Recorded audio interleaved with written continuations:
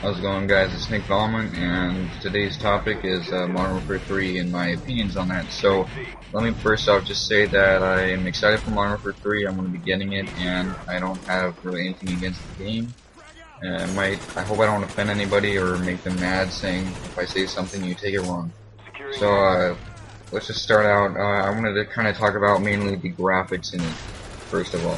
You know, I'm not really one of those people that really cares about graphics. I could play a game if it had, you know, not the best but not horrible graphics. You know, great graphics aren't that important to me. But anyways, about that, I was kind of expecting a little more from Modern Warfare 3. Being a game that is, you know, being released in 2011, on the verge of 2012, it should pretty much have some pretty good advancements in graphics from whenever Modern Warfare 2 was released, which I believe was 2008, I want to say, probably 2009, I really don't know, but it didn't really seem like it was that much better.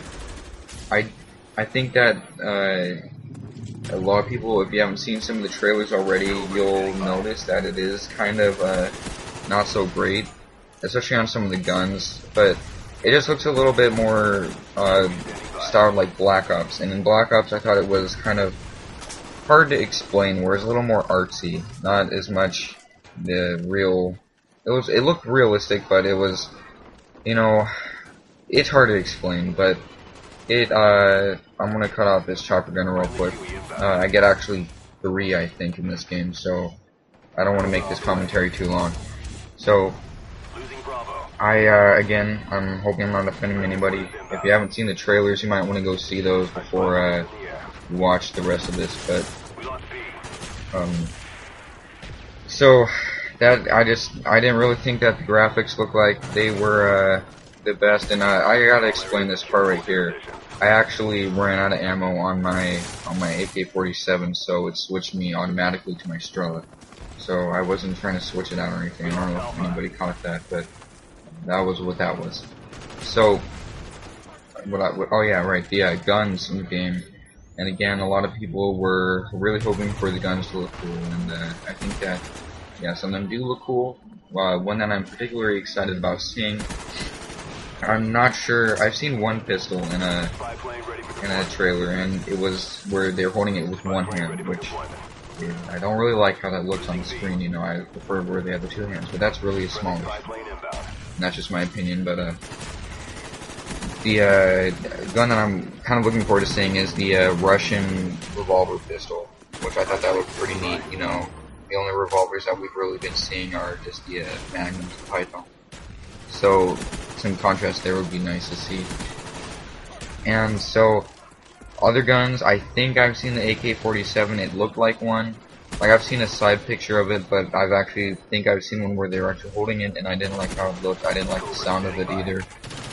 I've noticed that in the trailers I've seen, most of the guns do sound the same.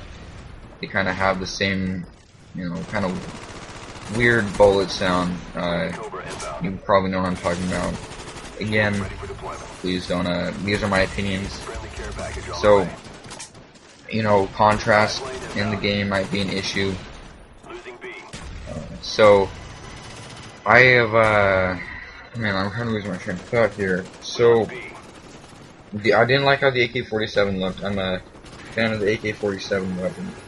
And so, you know, it'll be kind of weird. I won't like it if it looks bad. You know, that's all I want to say on that. But also, I've seen the other guns, and they basically are all black. They all sound the same, and they all pretty much look the same, from what we've seen at least so far. And so, some advances that I've seen in the game that I've noticed are point streaks are replacing kill streaks. So I don't know what that means. You know, capturing flags, detonating bomb sites, etc. You know what I'm talking about.